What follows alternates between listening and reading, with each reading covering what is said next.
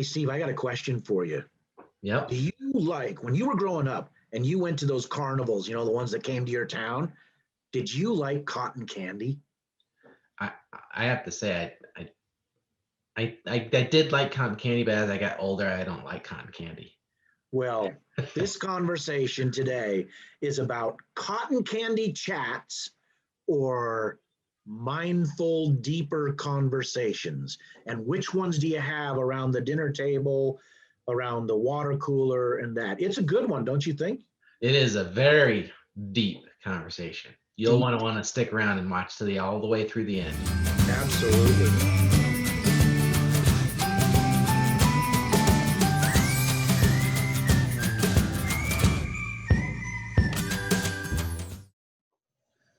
Well, good day to you, Steve. How are you doing? Going good, Steve. Excellent, excellent. Welcome all to the Steve and Steve Show. I'm Steve Wastenberg. And I'm Steve Walsh. Thanks for finding us and for hitting play. If you haven't watched us before, we're two guys that like to talk about many topics, and we felt that this was a good outlet to share our wisdom and our knowledge. Or our idiocy. It could be that we're sharing our idiocy. Our failures. Yeah. So the intent is to have coffee topics that we all have over just general coffee or at the breakfast table, and things that guys get into for things. Now it's funny, Steve, is as I'm introducing who we are and what we do with this video channel, is our topic today is going to be what we've been talking about on chatting. So the topic is exactly that, Steve. It is your conversation a mindful conversation with substance, typically, or do you spend most of your conversations in what I like to call cotton candy chat? If you ever had that cotton candy at the carnivals when you were growing up, or even if you've ever had it before, it's a wonderful tasting thing in the moment and really exciting, and then it just turns into a sugar down right afterward.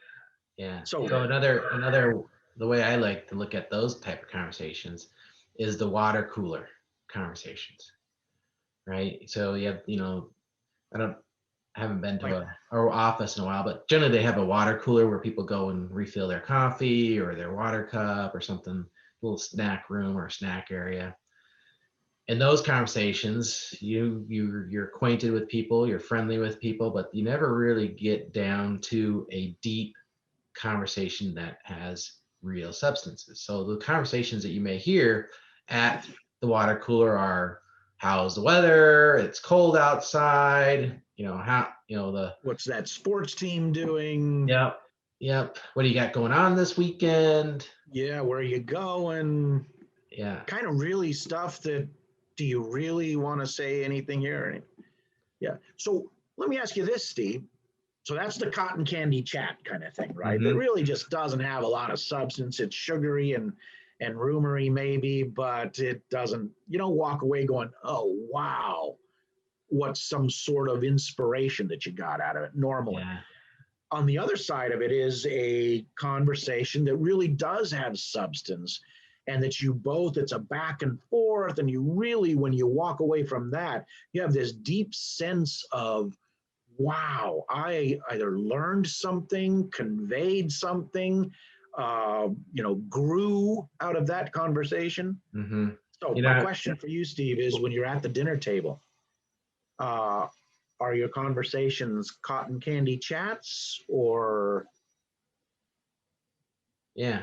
So I think so that's funny that you asked that specific question, because that's where I was going to go. Right. So if you have like a dinner party, right? Maybe it's a brother's family comes over, sister's family comes over, maybe some cousins or some friends, they come over, and what are the topics there? They talk I know at some of the conversations we have here, when some folks come over, it's like, how's so and so and doing in school, right? And so we get a little update on what's going on there. How's your job going? And so it's still at that surface level, even though it might be a little bit more deeper than the water cooler type, or the cotton candy, you know, how you describe that cotton candy. Yeah. It's just really at a surface. It's kind of a catch up or an update of what's going on the outside, but not necessarily what's going on the inside. Right. And I think in order for you to get to the conversation on that's going on the inside, you really got to have some trust, right? Yes, and wouldn't you think that because it's family, you would typically have that kind of trust there? But the truth of the matter is, oftentimes it's a very superficial kind of conversation, even with the family. And in fact, there's oftentimes somebody in that family space that says, as soon as anything starts happening, no religion, no politics, and no, what's the third one? I can't remember what the third one is, but You hit the big one. usually it's religion and politics. Can't talk about those two things because if we do, God forbid, we might get passionate or have something deep to talk about, you know? Right. But the truth is, you know, you and I have done what, Exodus 90 now. We've talked about it a number of times on the show, which is basically a spiritual exercise, but it's with, in our case, men. And we go into that with that whole idea of trust right out of the gate. And we'll have a fraternal meeting once a week. And those get, which is pretty darn deep, right? Yeah. I mean, we're totally exposed on those. And that conversation oftentimes, even though there's kind of a format around it, oftentimes we'll go into some really deep, in our case, spiritual conversations, but not just spiritual, right? They can be emotional, they can be intellectual. And I don't know about you, Steve, but gosh, we've been doing this now for almost 2 years, 2 years almost. Our videos or Exodus? Yeah, for Exodus, and I'm going to go to another one here in a second, but for a couple of years, and they are some of the most fulfilling and revealing and, you know, conversations that it's not a cotton candy when it lingers all day and into the next day and maybe the next, and it has you starting to look for things to restart that conversation the next time you're going to get together, and in fact, really look forward to getting together again. Right. Now, another one of those is that mind, you know,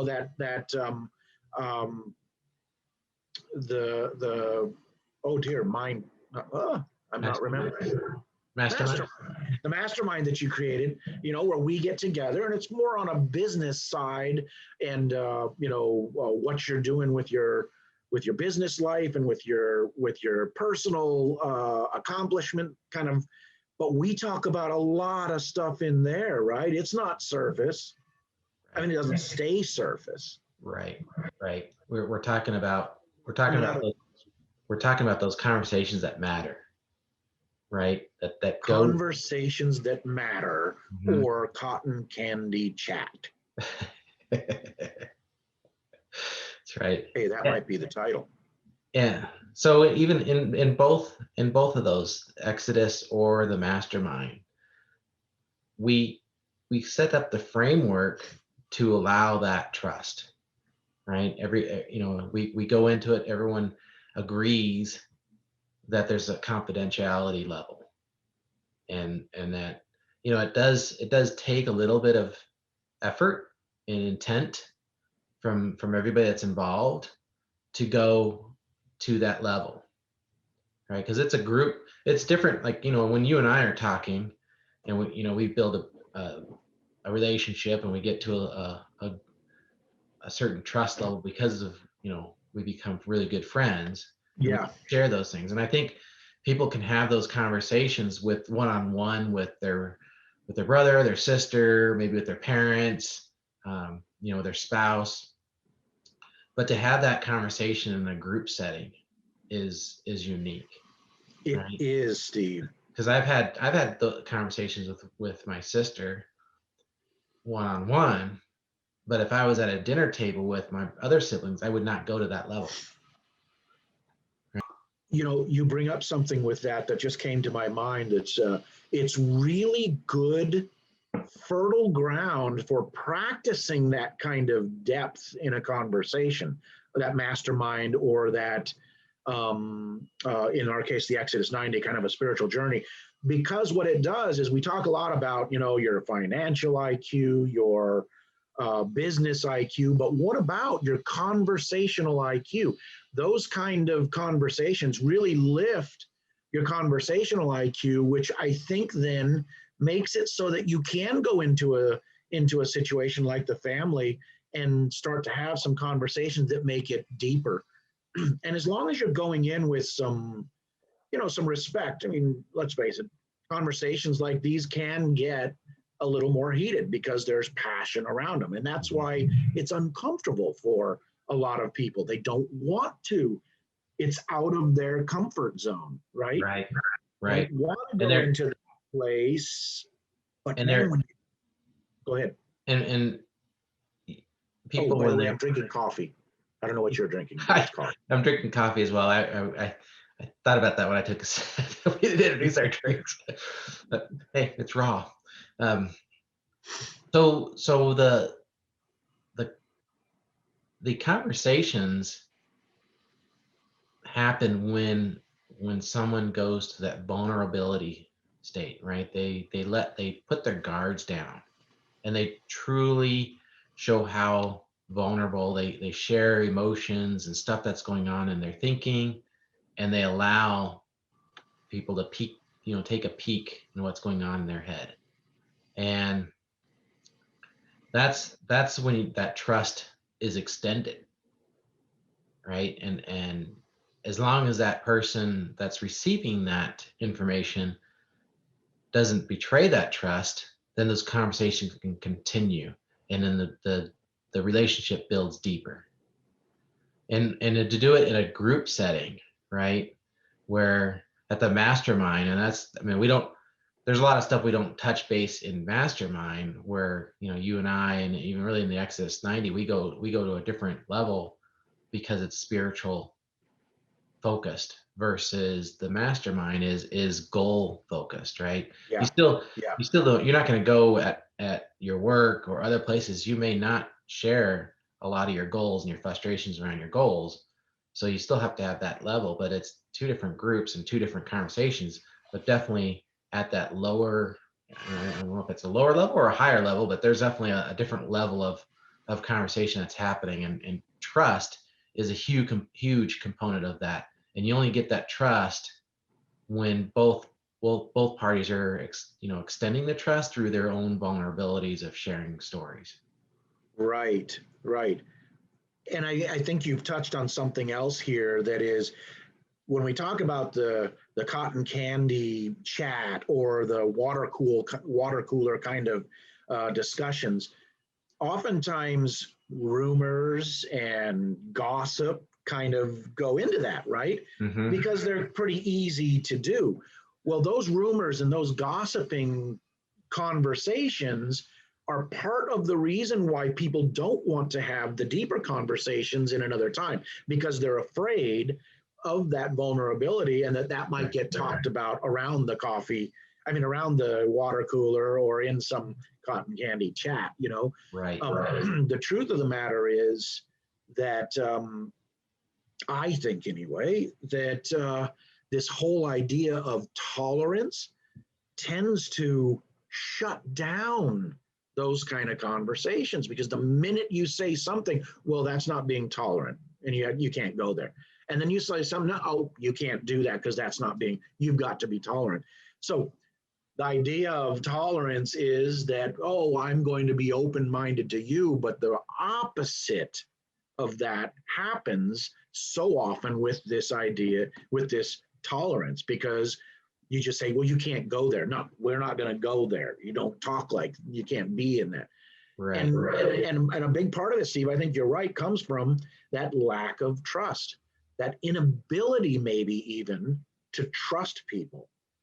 Mm-hmm. It's interesting because I have tried to figure out how a country like not just a country, but the whole, South America, which has been in what could be argued a more kind of modern or I don't know, modern isn't the right word, but for the last 500 years, they have had some pretty massive changes that came about after the conquista, let's say.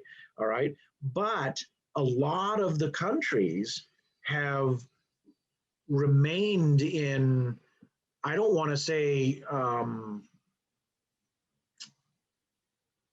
mean, we call first world, second world, third world countries because of how they are progressing and all, And here in Peru, I'll say in Peru, there's some real challenges with a lot of things around how the country is, got a lot of bad government for a lot of different years, and it seems to just keep on happening. And I've said, how can this happen? They've had 500 years to figure this out. And of course, the first thing that comes up is somebody blames it on, the Spanish conquistador. And there's a point there, that people, but I'll give you 250 years, but come on. After 250 years, could you figure it out and get things squared away? Yeah, you can't blame it on the, I don't think you can blame it on the conquistadors, because in the Southwest, that's, the United States, right. conquistadors were thriving, right? That's exactly right. Well, my point was going to be this. We were talking about trust. I have come to believe that it is a matter of distrust, that people don't trust each other here. And when you have that kind of distrust, the fabric of the conversation, what we're talking about, breaks down, and it's got to be just very surface level. Mm-hmm. The fabric of society, I think, breaks down with that massive distrust of other people. Yeah. Well, I think that was a long kind of road to get to. Well, you have your point about trust. I think, if everybody plays nice, right? If we don't have all the evil in the world, and we can go through, the 7 sins, as long as that stuff is thriving in the world, then you have to have your shields up. And once you have your shields up, trust is not flowing.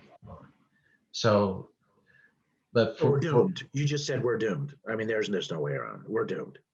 Well, no, I don't think that's the case. God always wins. So, but far as getting the conversations right, having that trust and that conversations to make it real, what's the stuff that's going on in politics may, the politics level may not affect you immediately, right? When a party changes, who's the party that's in control of the country, when that changes, that will have a significant hit on your lifestyle, positive or negative, depending on which side you're on, right? But it's not something that's really going to change who you are. And the conversations that we want to get to outside the water cooler, getting the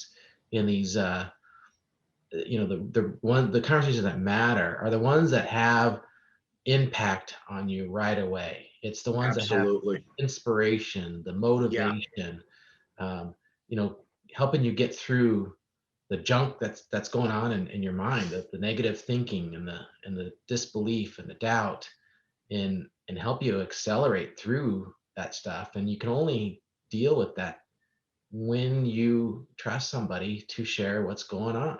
Share, you're sharing your intimate dreams, your just your passions and all the things that's going on, that you may put up a mask or a shield when you go out in public. Right. So let's do this. We always need a takeaway, right? Yep. And we are running long on this. Yeah, we are.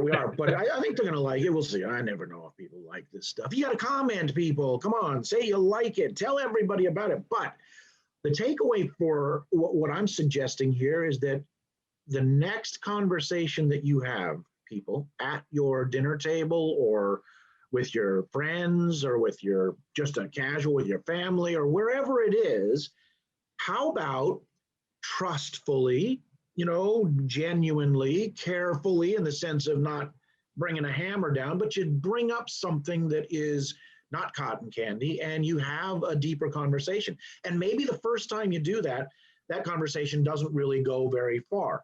But if you mindfully keep that there, that you're going to do that and have more conversations of substance with more people rather than just your spouse or your best friend or your dog or cat, because nowadays that's pretty heavy duty conversations with them. What if you were to to start doing that? So the takeaway for me, Steve, in the assignment is that let's everybody start initiating those in the coming weeks. Yeah. Well, that's not, that's like jumping in the deep end. Let's take one step back and just become aware. Aware if you're having a conversation that's cotton candy level, water cooler level, or are you having a conversation that matters? Just take inventory throughout the next week of what level of conversations, who do you have trust with, and how did you get there? Okay, that's a very analytical way of doing it. I appreciate that. I like that. No, I really do like that side around it. I probably would have just jumped into the deep end and somebody would have said, "You're an ass." But I agree with you, Steve. I think that's great. So 2 assignments, right? Yeah. Go in and first measure, start listening to the conversation and see if there is in that maybe an opportunity for another time to make it a little more of a substantive conversation. Or if you do feel like there is, if it's opportunistic and you can jump into the deep end, then do that, right? Mm-hmm. Yeah. Get the conversation going. But let's get out of the cotton candy, because first of all, it's not good for you. It might taste good, but it makes you feel bad afterwards. You never really walk away, because truly these kind of conversations that are deep like that, you're actually it is an attitude of gratitude. You're giving something if you're really participating. And because of that giving, you're also getting something usually. Right. Really. Right. Well, and it goes, it's a kind of along the lines of mental health issue, right? People they bottle it up, and eventually that steam is going to blow. Yep. So if you have an outlet that you can actually share what's going on, especially if it's, if you're just struggling right now, especially these times, you got to get to that level with somebody and let someone know what's going on. And reach out to us, put your comments down and say, "Hey, I'd like to talk to you guys." We'd be happy to chat with you and get you involved in some stuff too. That's not a shill, by the way. That's actually a gratuitous comment to y'all. So yeah. We do this all the time, right? I mean, and you're absolutely right, Steve. It's very alleviating. It really makes you feel a lot better when you can get some of that stuff. Right. Yep. Well, we got to wrap this up, Steve. We're super long on this one, so sorry, people.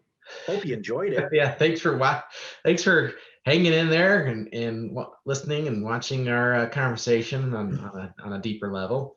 If you enjoyed this one or other videos, make sure you hit that subscribe button and the bell so you get the notification when we do publish a new video. We try to publish these out every Sunday night or Sunday afternoon, depending on the time of the day for you.